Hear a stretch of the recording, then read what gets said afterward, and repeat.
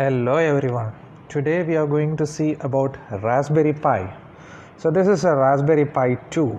There are so many variants of Raspberry Pi available. We have Raspberry Pi 0, we have Raspberry Pi 2 and Raspberry Pi 3. So this is Raspberry Pi 2 which is used for demonstration, and Raspberry Pi 3 has an inbuilt Wi-Fi. So this doesn't actually have an inbuilt Wi-Fi.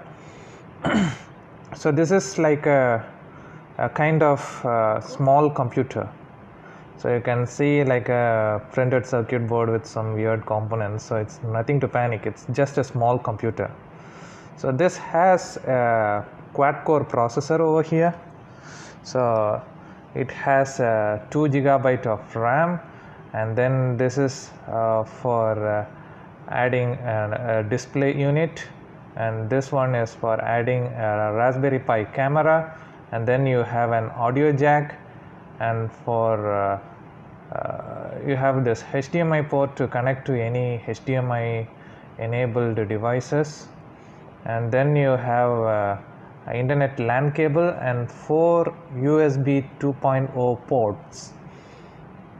Then for the hard disk you have a small micro SD card. So I can show this. So this is the micro SD card. This acts as a hard disk. So I have included a Raspberry Pi Jessie version, and then you have GPIO pins, that is what we call as general purpose input output pins. This is where we can connect the sensors or the actuator devices like motors or whatever it is. We can use these pins. So to understand these pins, we have a configuration for each and every device. So here we have the configuration which matches like this way. So the first pin over here, you have like this 3.3 voltage over here. It is present over here. So this pin, this is the first pin, pin number 1 and pin number 2, pin number 3, 4 up to the pin number 44. So here this is like the pin number is for the GPIO.board mode, and for BCM mode, so you have this GPIO2 and GPIO3, GPIO4. So likewise it is mentioned. So you can follow this kind of configuration to code your Raspberry Pi. So normally people use Python to write code. The mainly this Raspberry Pi access sensors with digital input. We cannot use analog sensors with this Raspberry Pi because it doesn't have an analog to digital converter. So in case if we want to have how to use an analog converter, analog sensor, we need to use some chip which does the analog to digital conversion, and then we can use it with our devices. So that's all about this Raspberry Pi device.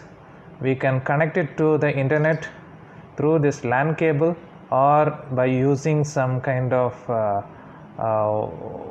Wi-Fi dongle, or even if you use Raspberry Pi 3, we can use inbuilt Wi-Fi. And then you might be wondering how to power this device. We have this small port over here. So this small port is like a micro USB port. So we can use the mobile charging ports, something like this. So this port is normally used to power up this Raspberry Pi. It needs 5 voltage with 1 ampere at least. So if we plug it in, you can see the Raspberry Pi has started to function. So this is now booting on the operating system.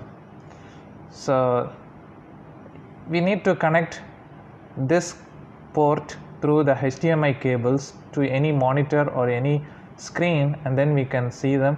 And then by using these USB ports, we can connect to a keyboard or a mouse. Then we can use this to code and to create any application. So that's all about the whole of Raspberry